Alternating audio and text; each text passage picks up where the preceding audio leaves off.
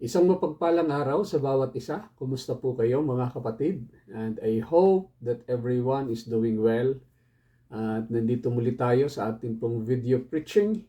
And in this month of July, meron po tayong panibagong theme na sinusundan.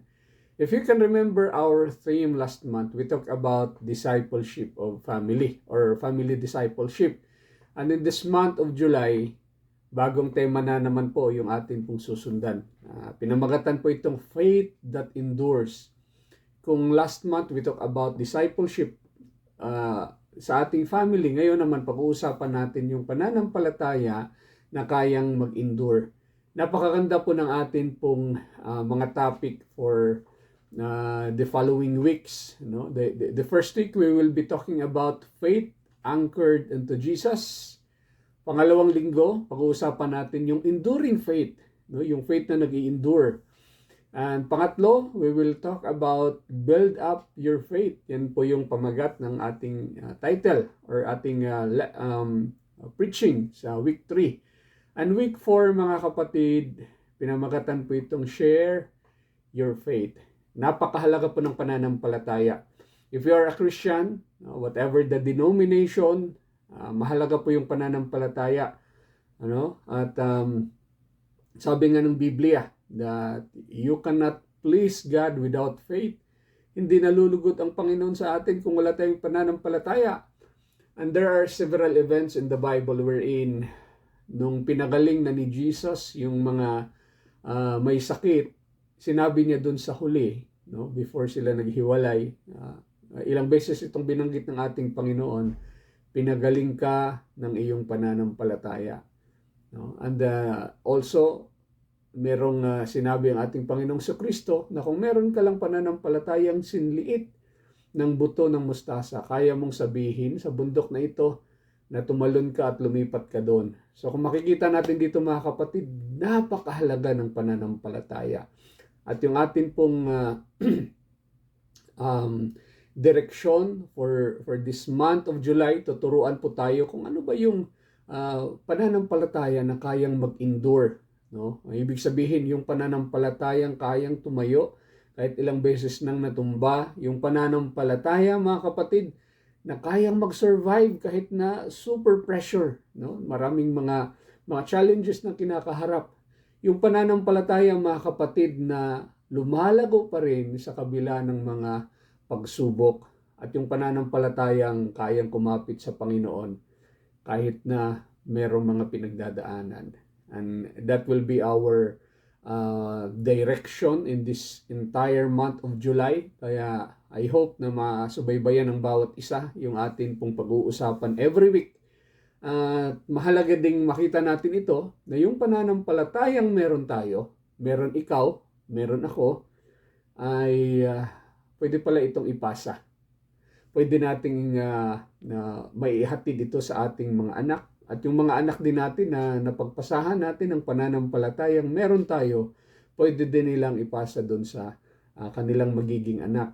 No? Kagaya ni Timothy, mga kapatid. No? Binanggit dito sa 2 Timothy chapter 1, verse 5. Excuse po. Sabi dito ni Apostol Pablo kay Timothy, I am reminded of your sincere faith. Nakita ni Pablo, he was been reminded by this sincere faith of Timothy, which first lived in your grandmother Lois. Yung sincere faith na ito, nakita pala ito ni Pablo doon kay Lois, doon sa kanyang grandmother. Kasi si Timothy po ay bata pa po itong si Timothy. No? Which first lived in your grandmother Lois and in your mother Eunice. Nakita din ito kay Eunice na nanay ni Timothy. And I am persuaded now lives in you also. Malinaw sa akin na yung pananampalataya ng iyong lola at ng iyong mama na si Eunice, nasa iyo din ito. Kaya mahalaga, mga kapatid, na ma-build up, ma-cultivate natin yung faith na pwedeng ipasa. No? Pag nakita kasi sa atin ito, na-adapt din ito ng ating family, sila din ay magbe-benefit at pwede din nila itong ipasa doon sa kanila din pong mga magiging pamilya. Kaya napakahalaga po ng ating pag-uusapan sa video exhortation na ito. And our text is taken from the book of Colossians, chapter 2, verse 6 and 7. And bigyan ko lang po kayo ng konting background. Yung Church of Colossae, o yung Colossian Church, ay hindi po ito napuntahan ni Apostol Pablo. No, never siyang nakapunta doon. Iba po yung naging pastor doon. And when we talk about passing of faith, nakaka-amaze lang kasi nung bumisita ang Apostol Pablo doon sa Efeso, maaring yung nagpapastor doon ay nakapakinig sa aral ni Pablo at ito ipinangaral niya doon sa Colossians. No, kaya nagkaroon ng mga mananampalataya sa Colossians. Ipinamalita kasi ito nung si Pablo ay nakakulong na. Sabi dito sa Colossians chapter 2, verse 6 and 7. So then, just as you received Christ, Jesus as Lord, continue to live your lives in Him. Dahil tinanggap na ninyo si Kristo bilang Panginoon, mamuhay kayo ng mamuhay kayo ng karapat-dapat sa Kanya. Ayan, yan po yung sinasabi ng talata sa verse 6. No, hindi lamang pala graduation day yung pagtanggap sa ating Panginoon, hindi lang pala tumigil na doon yung faith pagkatapos nating tinanggap ang Panginoon sa pamamagitan ng pananampalataya, kundi dapat palang ipinapasamuhay natin yung buhay na karapat-dapat sa Kanya. And verse 7, verse 7 sabi dito, patuloy kayong lumago at tumibay sa Kanya. Sa English ito mga kapatid, continue to live your lives in Him, rooted and built up in Him. Ginamit ni Pablo yung salitang rooted and built up. When we talk about rooted mga kapatid, gusto ko lang laliman natin yung pagkaunawa ng rooted at magkaroon tayo ng kaunawan. Ano bang ibig sabihin ng rooted? Pag yung isang mananampalataya ay rooted kay Christ, papansin po ninyo yung isang puno. Pag ang puno po ay rooted na doon sa lupa, talagang nakagamot or talagang matibay na yung kanyang ugat doon sa lupa, pag darating yung bagyo, darating yung mga habagat or kahit nga baha, pag rooted yung isang puno, hahampasin man siya ng hangin, nakatayo pa rin siya. No? Gigewang-gewang siyang ganyan, pero nakatayo pa rin siya. Bakit? Rooted kasi siya. Yung kanyang ugat nakakapit na doon sa lupa. No? Dadaan man yung baha, mga kapatid, hindi siya matatangay. Bakit? Rooted kasi siya. No? Okay, magkaroon man ng mga calamities, nandyan pa rin siya dahil rooted yung puno. At ganun yung sinasabi ni Pablo dito, na magpatuloy kayong lumago at tumibay sa Kanya. Continue to live your lives in Him, rooted. No? Ibig sabihin, rooted tayo doon sa pananampalataya sa ating Panginoong Kristo. Kailangan pala nating aralin kung paano maging rooted, kung paano tumibay doon sa pananampalataya natin sa ating Panginoong Kristo. At ang kadugtong dito, rooted and built up in Him. Ibig sabihin talagang hindi ka lang nag-grow doon sa ilalim, kung di nagbe-build up ka rin pataas. You know? Ibig sabihin mga kapatid, matibay ang iyong foundation. Na-built up in Him, matibay iyong pundasyon kay Kristo. Strengthen in the faith as you were taught. No? Magkaroon ka ng matatag sa pananampalatayang itinuro sa inyo. No? Sabi dyan sa Tagalog. Magpakatatag kayo sa pananampalatayang itinuro sa inyo. No? Marami tayong mga napakinggang mga aral, mga kapatid. Ang question doon, naging matatag ba tayo doon sa mga aral na ating napakinggan? Nagkaroon ba tayo ng pananampalataya doon sa mga lessons na naituro sa atin through Bible study, through our pastors? Yan. At sa panghuli, sabi dito, at maging magpasalamat din kayo. Mapagpasalamat din kayo. Sa English, and overflowing with thankfulness. Whatever the situations, mga kapatid, kung matibay ang iyong pananampalataya, no? Whether meron kang mga down moments or high mountain top experience na talagang napakasaya at na-achieve mo na yung hinahangad mo sa buhay, or kaya nandun ka sa valley low experience, mga kapatid, kaya mo pa rin magpasalamat sa Panginoon. No? Yun po yung faith na merong matibay na pananampalataya. Kaya nating mag-smile, kaya nating magsabing praise the Lord whatever the situation. Kaya sabi dito, and overflowing with thankfulness, at maging mapagpasalamat din kayo. Yan po yung ating text for this sermon, mga kapatid, at yung atin pong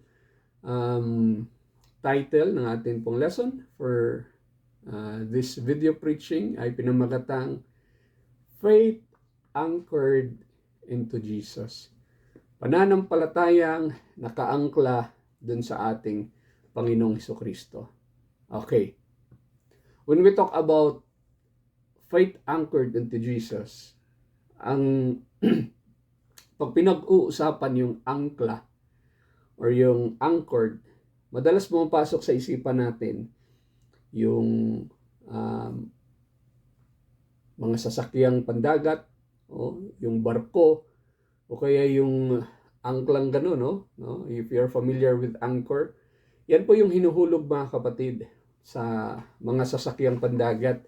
Ang purpose niyan, para yung sasakyan or yung ship, pag inihulog na yung angkla, kakapit kasi siya doon sa ilalim ng tubig, no? Nakaganon kasi yan, kakapit siya sa ilalim ng tubig. So pag nakakapit na yan, matibay siya doon sa ilalim. Yung bangkang palutang-lutang, hindi na siya matatangay ng hangin, hindi siya dadalhin doon sa kahit saan pa mang lugar, no? Or kung mabilis yung hangin, ihuhulog lang yung angkla, mga kapatid, ay mag-i-steady na yung sasakyang pandagat o yung ship, no?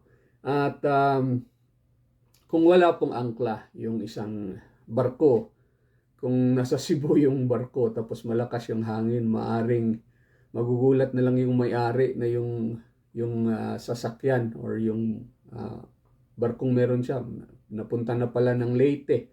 O kaya kung walang angkla yung isang barko tapos merong habagat, merong bagyo, hahampasin ito ng hangin.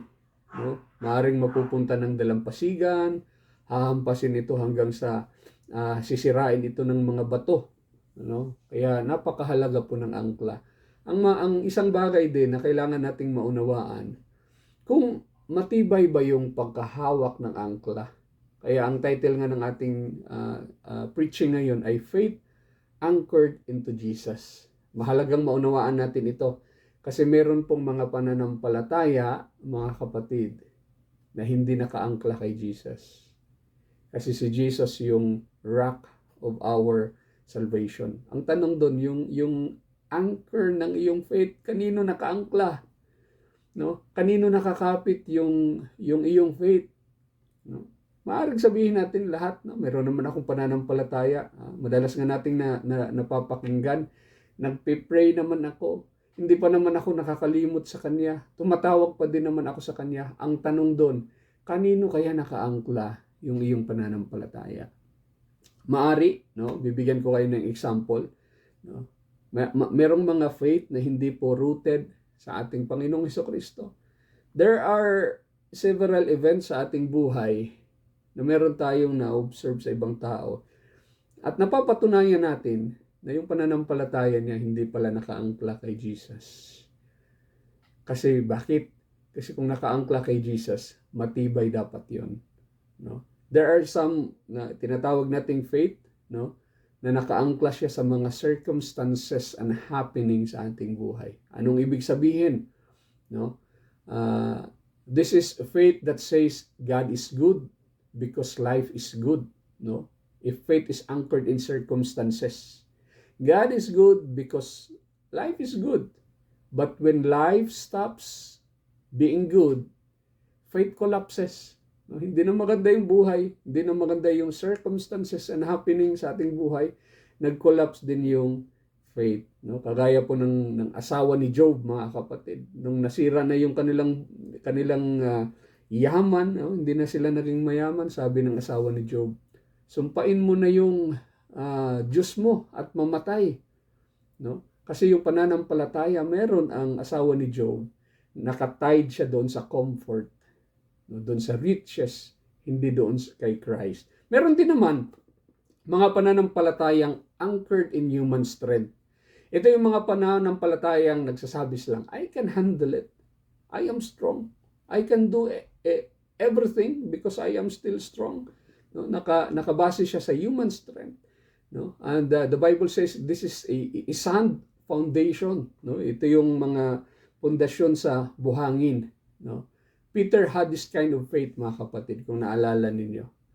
No? Na sinabi ni Pablo, hindi kita iiwan. No? He is very confident. Pero sumablay din siya. No? Meron din naman, mga kapatid, na pananampalatayang nakaangkla doon sa religion. When I was in my old faith before, no, every time na merong mga calamities at merong mga sitwasyon sa buhay, napakasipag kong magsimba. Yung simbahan pa namin doon sa Cebu ay aakyatin mo pang napakatarik na ganun. Yan, para kang pupuntang langit. Napakatarik, no? Ano ka pa, maglalakad ka papunta doon, mga kapatid. And then pagdating mo doon, believing that those routine and rituals, mga practices will help you solve your situations. Kaya pagsimba mo doon, naisip mo kagad, no, na Lord, sagutin mo tong prayer ko, nagsimba ako ngayon, no? Kasi ito yung utos mo, pag nagsimba ay sasagutin mo yung mga panalangin, no? Kasi nga iniisip natin sa religion, pag palagi kang nagsisimba, okay kayo ni Lord, no? That is faith anchored in religion and not in relationship, no? Para bang pananampalataya, no, na nakabase doon sa rituals, doon sa routines, doon sa mga practices, at hindi nakabase doon kay Jesus. No? Maraming mga ganito, mga kapatid. May mga Pharisees dati na yung kanilang pananampalataya ay nakabase doon sa kanila pong mga routine. No? Ngayon, hindi nangyari yung prayer. Wala na. Tumigil na doon sa ginagawang routine. Nagtampo na sa Panginoon. Kasi yung faith nakabase doon sa practices ng religion. No? Nakakalungkot lang na marami pong blinded, mga kapatid, dito sa ganito pong faith. No? Yung faith nila naka-anchor doon sa religion. Kaya they are so loyal to those religion. Sabi nga nila, mga devoted sila na ganito, no? Sarado, kandado sila sa ganito. But the question is, yung faith ba talaga ay nakasubject doon sa religion or nakasubject siya dapat doon kay Christ? Di ba po? Kaya mahalaga na makita natin yung ating mga sarili kung saan ba nakaangkla yung ating faith. Dagdagan ko pa, sometimes our faith anchors in blessings. No? The more we are blessed, no? Nakafocus tayo sa goodness ng Lord. Lord, thank you for the blessings. You're so faithful because you receive good things from the Lord. Pero nung natapos na, when blessings dry up, anong nangyari? Wala na rin. No? Humina na rin yung pananampalataya. Hindi na makapag-church dahil walang pamasahe. Hindi na makapag-church kasi walang pera. No? Hindi naman hinihinga ng pera sa church. No, hindi mo na ako mag-church, pastor, kasi wala pa kaming sahod. Bakit ganon? Yung pananampalataya nakabase doon sa blessings, no? Whether you have blessings or not, yung faith natin dapat stable, mga kapatid. Dapat consistent yung ating pananampalataya. You will not be faithful because you receive blessings. You will be faithful because you have a relationship with Jesus. No, ganun dapat yung anchor ng ating faith. And then sometimes people or yung faith ng mga tao naka-anchor din sa emotion. No? Hindi mo na ako mag-church ngayon dahil I am emotionally down. Meron akong pinagdadaanan. No? Or kaya nasaktan ako ng tao na nag-a-attend sa church, so hindi na ako mag-church dyan. No? That is faith anchored in emotion. Magandang makita natin yung ating sarili. Kanino ba nakaangkla yung iyong pananampalataya? Ito ba'y nakaangkla dun sa iyong damdamin? No? Kasi kung yun yung anchored o yung pag kinakapitan ng iyong pananampalataya, halimbawa, yan, ang anchor kasi siya, no? Yan. Ngayon, emotionally strong, kapit pa yan. Yung faith natin, kapit kayo. You're emotionally done. Wala na, bumitaw na yung pananampalataya. Kaya mahalaga na malaman natin kung kanino ba nakakapit yung iyong faith, mga kapatid. And there are some people, nakakalungkot kasi minsan may mga Christians akong napapakinggan that they are talking about horoscope. I don't know kung mayroon pa ba sa inyo, mga kapatid, na tumitingin pa ng horoscope, because they are looking at what lies ahead for the entire day. Kung ikaw ay Scorpio, kung ikaw ay Virgo, kung ikaw ay Cancer, I don't know, no, kung meron pa bang mga Christians na ganyan, no. Kung meron pa pong ganon, no, mga kapatid, kung diyan nakaangklang inyong pananampalataya, babagsak at babagsak yan, kasi hindi yan matibay. Those are just merely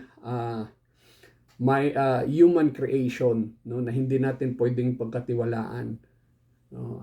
Kung aasa tayo diyan sa mga horoscope, minsan nakaangkla yung kanilang pananampalataya sa swerte, no. Kaya pag Christian ka na, hindi na dapat natin ginagamit yung salitang swerte, kasi hindi tayo nakabase sa swerte.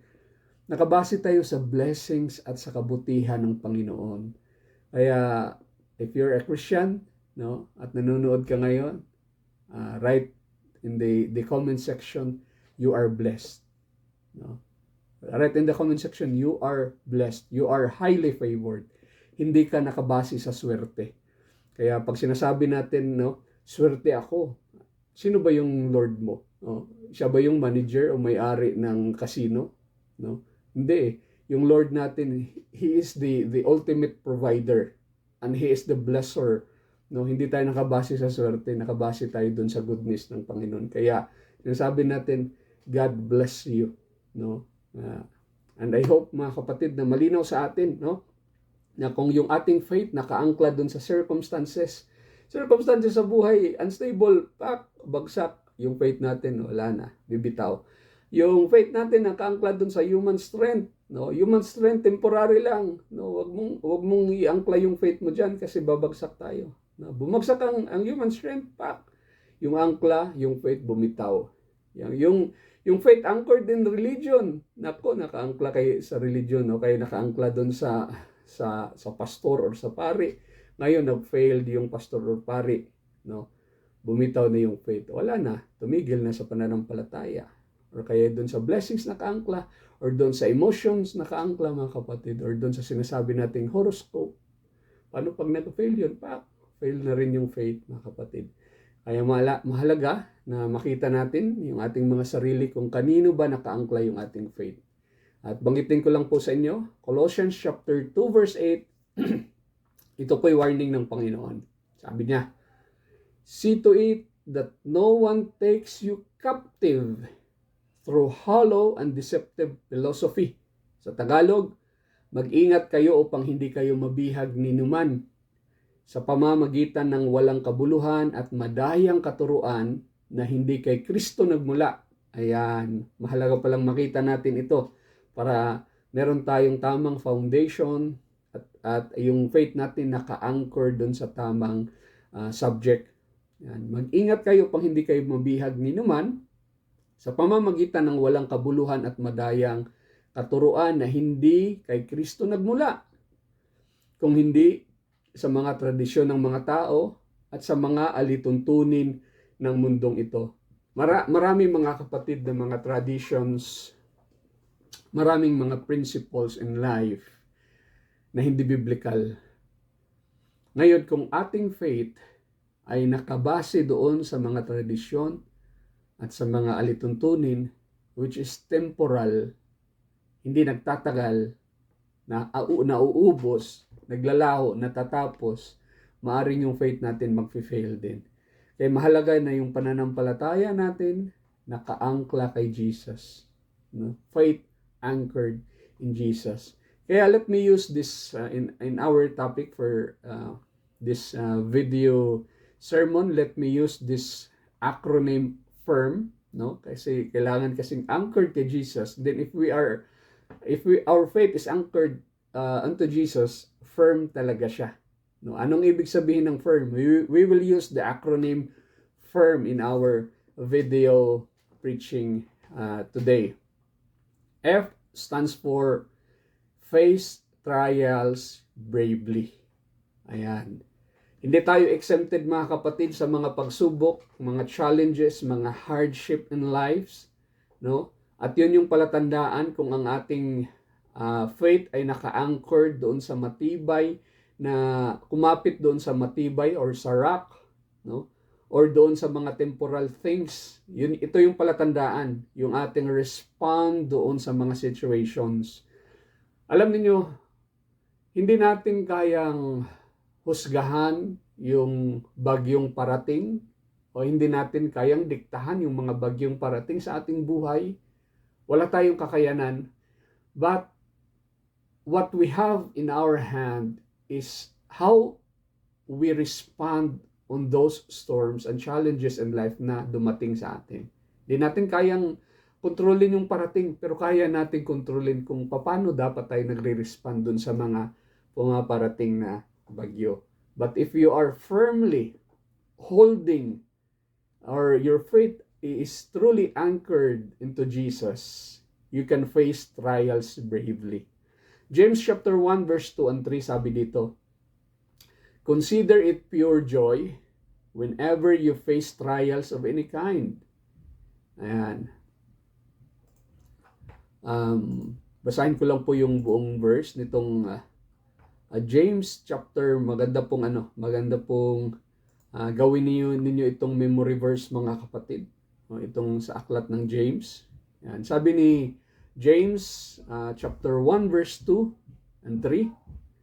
Dear brothers and sisters, when troubles of any kind come your way, consider it an opportunity of great joy. For you know that when your faith is tested, your endurance has a chance to grow. Ang ganda, no, mga kapatid? Na kung meron tayong mga challenges na kakaharapin, consider it pure joy. And isa itong palatandaan, no, na kung ikaw ay Kristiyano, you can face trials bravely. Why? Because you know Christ is in you. At malalaman mo rin, at makikita mo rin yung mga challenges na parating, no? Kaya ka nagiging joyful kasi isang kapamaraanan ng Lord yun na marireveal siya through your situations, no? And there was one event, no, mga kapatid, when I was talking to the Lord. Sabi ko, Lord, I want to experience another testimonies na pwede ko magamit sa preaching. And I want to experience you more in those hard situations. There was one time that I desired that one, year 2020. At ang nangyari noon, alam niyo ang nangyari. Nagkaroon ako ng COVID, no? Sa mga naka-experience ng COVID dyan, no? First wave, you can comment down below dun sa ating comment section kung kayo din ay naka-experience ng ganon. Naka-experience ako ng COVID, then sabi ko, no, nagkaroon ako ng self-pity noon kasi I was roaming around in the nagkaroon ng corona, I was roaming around praying for people. Then one time sabi ko, Lord, bakit ako nagkaroon ng ganito? Then naalala ko na meron pala akong hiningi sa Panginoon, that I was asking God na, Lord, bigyan mo ako ng mga testimony na pwede ko magamit sa to encourage people. And you know, nagkaroon ako ng peace kaagad nung nagkaroon ako ng COVID noon. Sinakita ko yung purpose ng Lord. And then dineclare ko doon sa pintuan ng ward kasi nadala ako ng hospital noon. First wave kasi siya, kaya malakas yung virus nung time na yun. Then sabi ko doon sa pintuan, every person na papasok dito, ipagpipray ko. Then I was, noon mga kapatid, talagang sobrang hina ko na. Pero in-encourage ako ng Panginoon. Binigyan niya ako ng bagong purpose. Kaya every time na may pumasok doon, pinag-pray ko sila. At truly, kailangan din nila ng prayer pala nung mga time na yun. No? Then pagkatapos nung natapos ko na yung quarantine na 14 days, no, bumalik ako doon sa ospital, umikot ako ulit. Naghanap ako ng maipagpipray. Sabi ko, napakagaling lang ng Lord. Dinala niya ako doon sa hospital kasi maraming nangangailangan ng prayer. So, when we face trials, mga kapatid, makikita natin na tunay ngang nakakapit ka, naka-anchored yung faith mo kay Christ when you face trials with joy. No? Kasi sabi nga ng Romans chapter 8:28 na all things work together for good to those who love the Lord and works according to His purpose. No, magkakaroon ka ngayon ng kaisipan, ay, hindi ako pababayaan ni Lord. For good pala ito. Itong nangyayari sa akin, it is for my own good. No? Whatever the situations, whether bad or good, for good pa rin to lahat. Kasi may purpose ang Lord kung bakit nangyayari ito. Kaya mag-generate ngayon yung joy. Instead of magmukmuk ka, mag-self-pity ka, if your faith anchored into Jesus, you can face trials bravely. You will obtain that peace na sinabi ng Philippians chapter 4 verse 7. And the peace of God that transcends all understanding will guard your heart and your mind. Makakaroon ka ng kapayapaan na galing sa langit, hindi kayang ibigay ng mundo yung peace na yon. And then you will believe na ang promise ng Panginoon that you can do all things through Christ who strengthens you. I-apply mo yung Word of God when you face trials, mga kapatid. Kaya, if your faith is anchored into Jesus, nakakapit siya sa ating Panginoon, you will face trials bravely. My question is, if you are facing trials right now, paano ka po nagre-respond sa trials na yon? Are you facing it bravely? Then if you have this self-pity experience or nagse-self-pity ka, maaaring hindi kay Christ nakakapit yung faith mo. Kapatid, hindi ka pababayaan ng Panginoon. Hindi ka pababayaan ni Jesus. Kapit ka lang. Maganda na makita mo na sa Kanya ka nakakapit. Hindi sa tao, hindi sa circumstances, but kay Jesus. Kasi tutulungan niya tayo. Pangalawa, I stands for in obedience to Christ.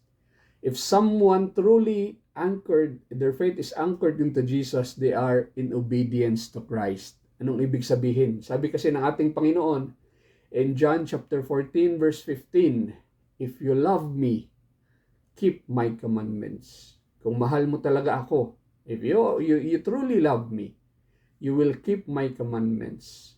Your purpose now, mga kapatid, sa mundo, ay to glorify Christ. Eh, makikita mo yung tao na yung pananampalataya niya, naka-anchored doon kay Jesus, no? Talagang yung buhay niya, nagre-reflect din doon sa kanyang ginagawa. No? Visible si Christ sa buhay niya. No? Na ito'y patunay na yung faith niya ay talagang nakakapit doon sa ating Panginoon.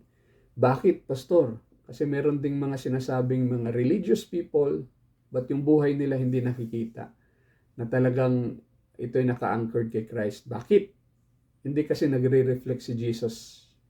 No? Kung naka-anchored yan kay Jesus, mga kapatid, dapat nagre-reflect si Jesus. Sabi kasi ng James 1:22, if you claim to be religious but don't control your tongue, no, palagi ako nag-church. Every Friday ako nandun. Webes pa lang, natutulog na ako sa church. And then, you don't control your tongue. You are fooling yourself. And your religion is worthless. No, bakit? Baka hindi yan nakaangkla kay Christ yung faith mo.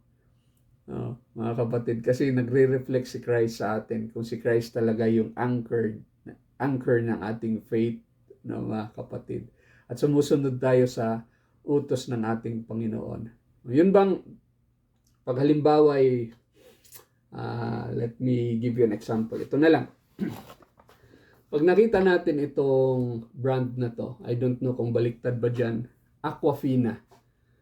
And pag nakita natin yan, ay, Aquafina yan. Or kaya ito, pag nakita natin ito, ay, Lenovo yan. Kasi yan yung logo ng Lenovo. What else? Siguro yun lang. No, or kaya ito. Let me give you this an example. Pag nakita niyo itong logo na ito, ay, Al-Othame yan. Logo yan ng Al-Othame. So, nakikita natin yung brand or according to their logo, mga kapatid. No, yung Lacoste ay yung buhaya, yung Nike, yung naka-check, ganyan. So pag nakita natin yung mga mark na yon, alam natin na yun yung brand na yun. Matibay yun. Yun yung indication. Pag nakita natin ito, ay market yan.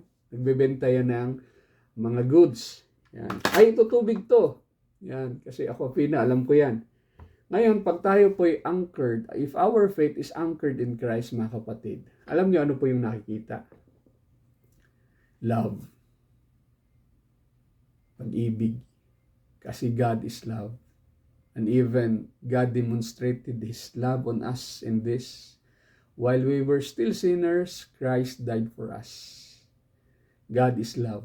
Kaya kung ang pananampalataya talaga natin nakakapit or naka-anchored kay Jesus, nakikita yung love sa atin. Ayun, ano yun? Christian yun. Bakit? Kasi nakikita ko, He is so loving. No, kahit na pinagsalitaan siya ng masama, kaya pa rin niyang mag-respond with love. Kaya alam ko, Christian yun. No, the way He speak, no, kaya niyang magsalita na hindi nakakapanakit ng iba, no, because He is so loving.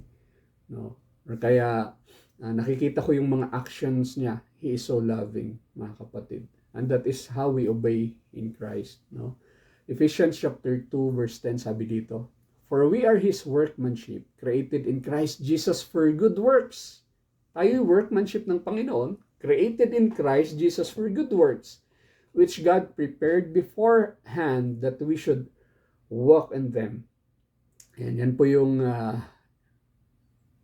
atin pong mandate to do good work. We are created to do good works. Kaya if you're obeying Christ, you should be doing good things. Kaya pag ang faith natin nakaangkla kay Christ, nakikita yung good things. Nakikita yung pagiging loving, pagiging peacemaker, pagiging generous, pagiging forgiving. Yun yung palatandaan na tayo ay nakaangkla kay Christ. The third one, R stands for rise after falling. Anong ibig sabihin? Hindi po tayo perfect. Nagkakamalit tayo.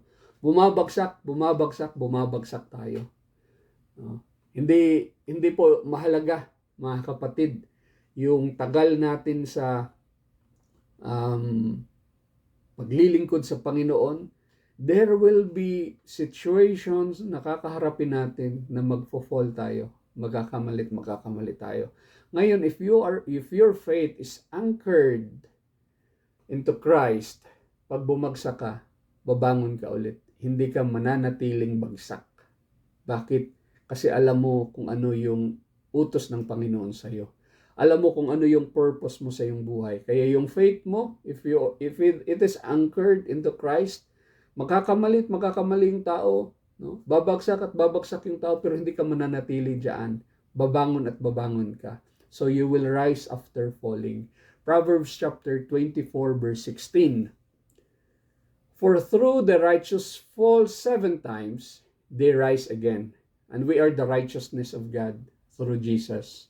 No, kaya kung babagsak man tayo, bangon.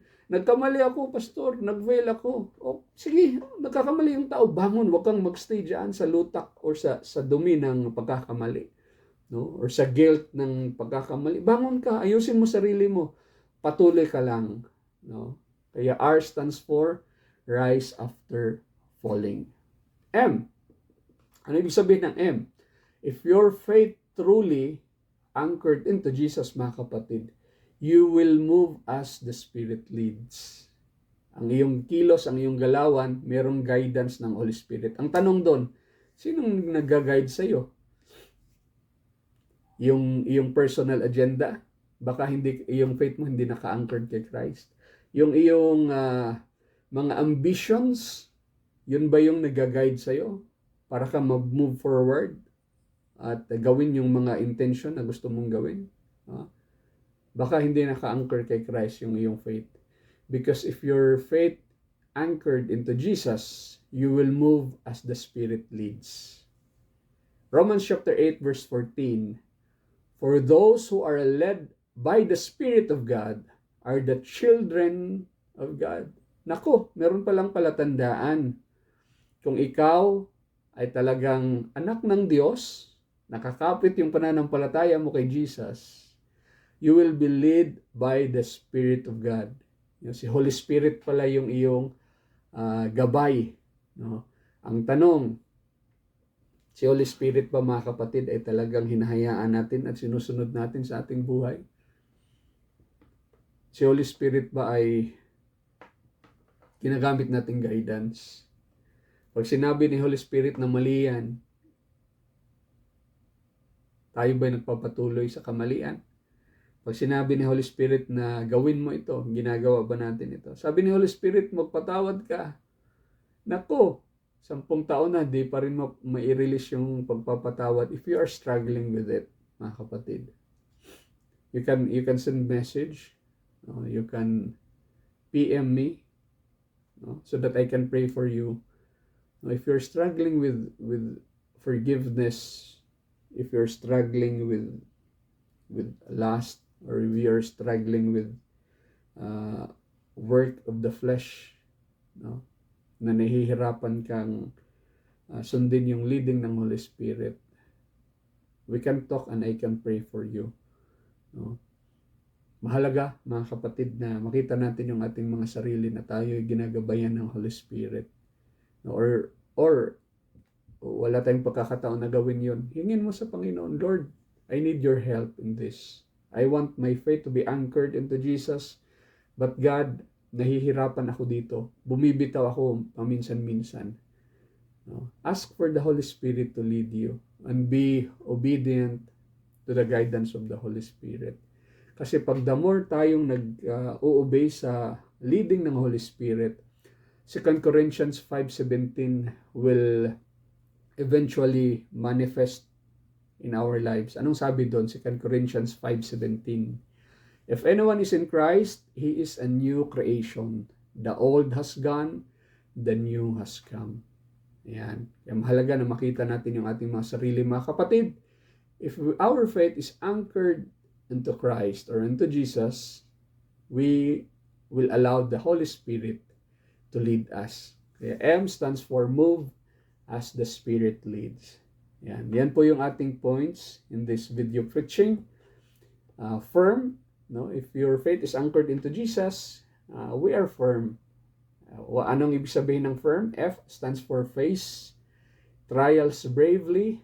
I, we are in obedience to Christ. R, rise after falling. Mabagsak man tayo, mabangon tayo ulit at nagpapatuloy. And M, move as the Spirit leads.